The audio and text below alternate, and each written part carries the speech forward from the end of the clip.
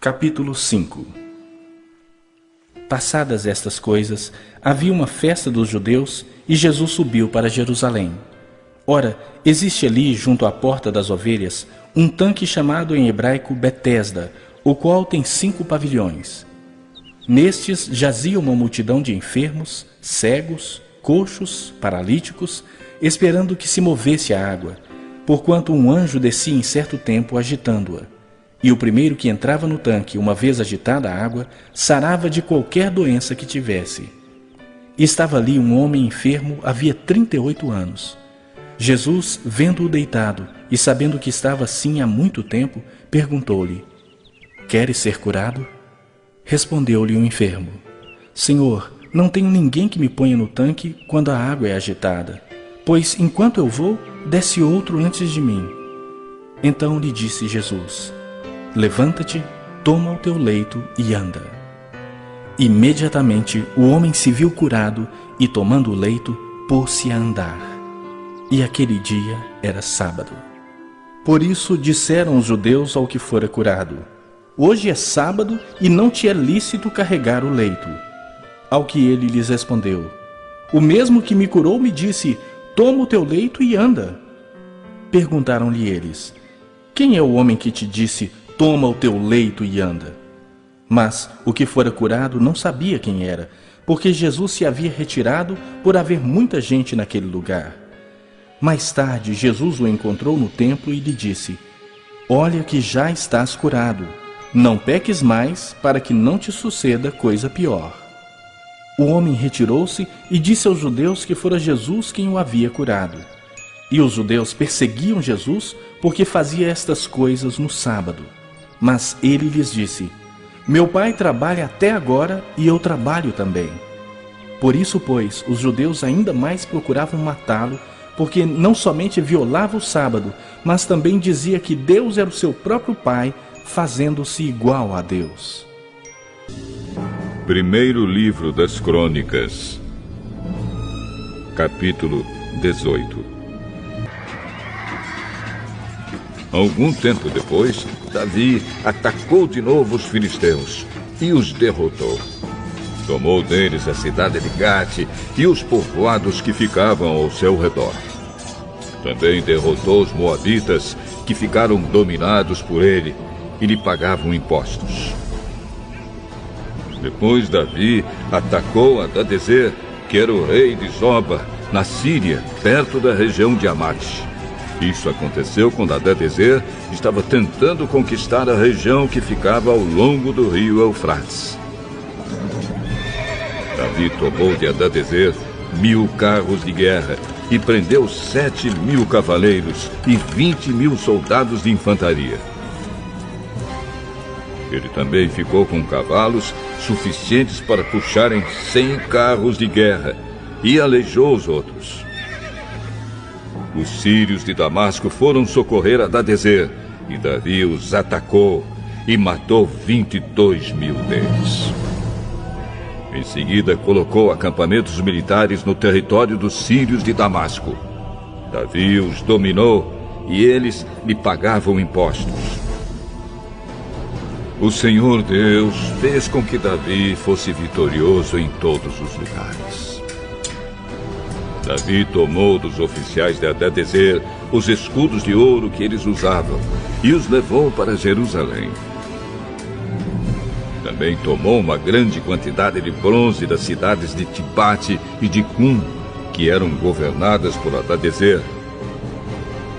Anos mais tarde, Salomão usou esse bronze para fazer o tanque, as colunas e objetos para o templo.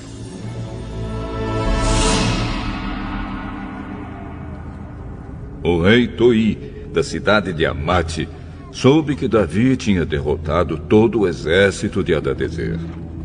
Então mandou seu filho Jorão para cumprimentar Davi e para lhe dar os parabéns por ter vencido Hadadezer. Acontece que Toi havia lutado muitas vezes contra Hadadezer. Jorão levou para Davi objetos de prata, de ouro e de bronze. E o rei Davi os separou para serem usados na adoração a Deus, o Senhor, juntamente com a prata e o ouro que tinha tomado dos povos que havia conquistado, isto é, os Edomitas, os Moabitas, os Amonitas, os Filisteus e os Amalequitas. Abisai, cuja mãe se chamava Zeruia, derrotou os Edomitas no Vale do Sal e matou 18.000 deles. Ele colocou acampamentos militares em todo o país de Edom, e o povo dali ficou debaixo do domínio de Davi.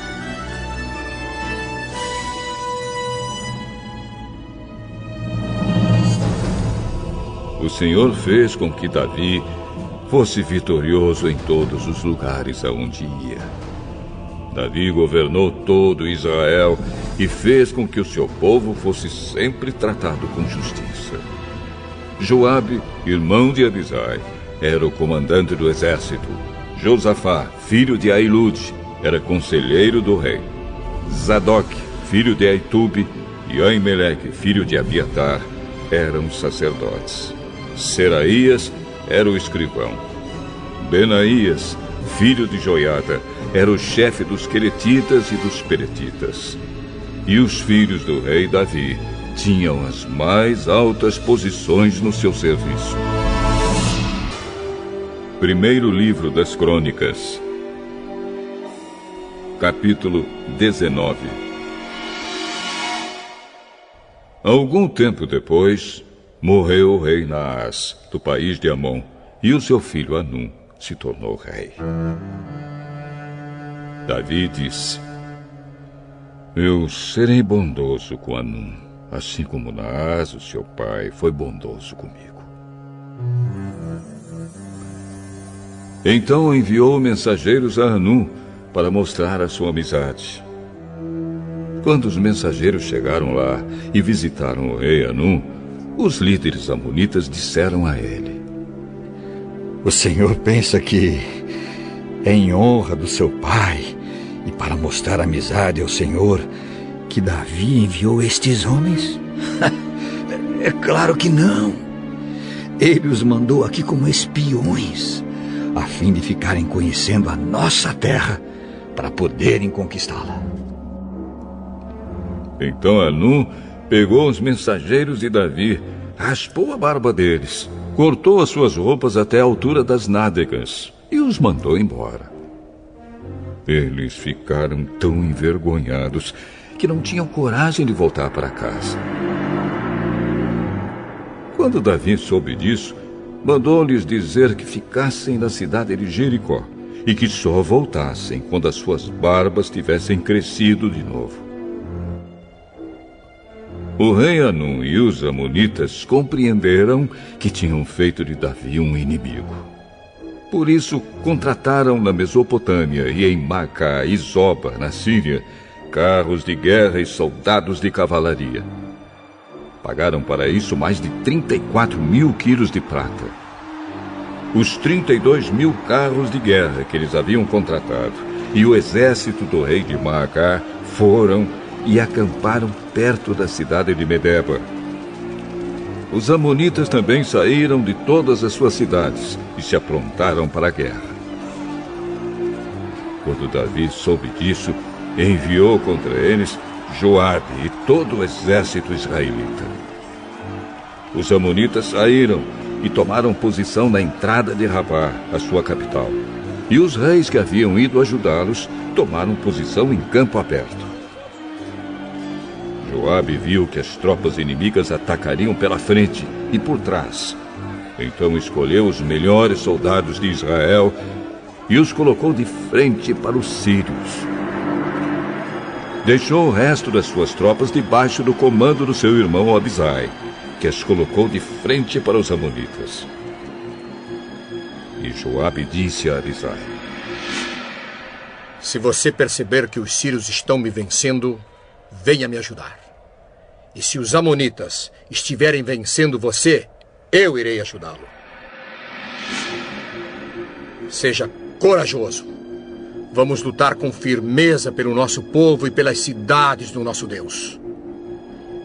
E que seja feita a vontade de Deus, o Senhor.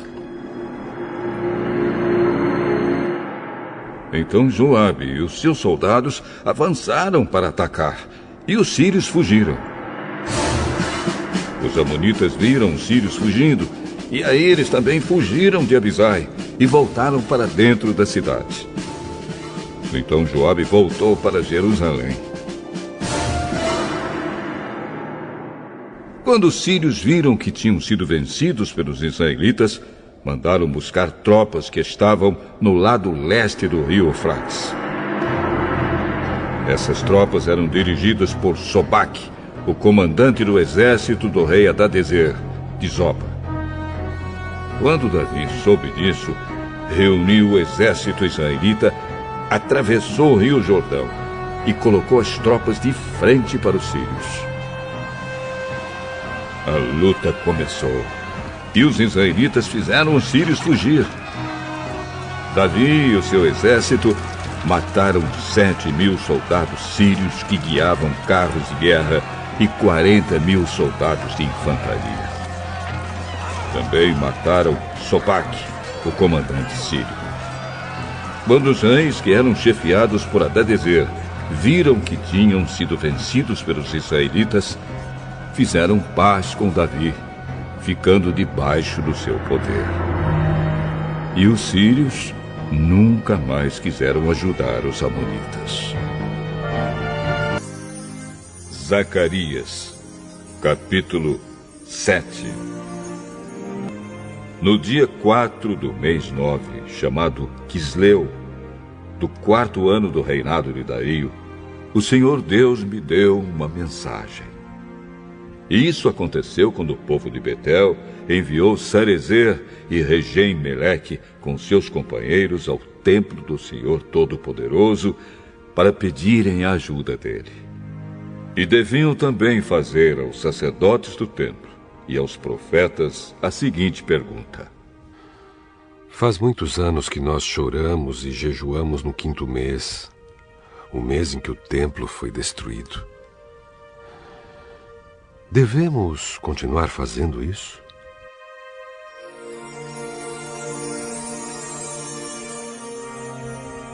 Então o Senhor Todo-Poderoso falou comigo e mandou que eu dissesse o seguinte ao povo e aos sacerdotes: Já faz 70 anos que vocês choram e jejuam no 5º mês e também no 7º. Mas não é em minha honra que vocês fazem isso. E quando comem e bebem, é só para satisfazer os seus próprios desejos.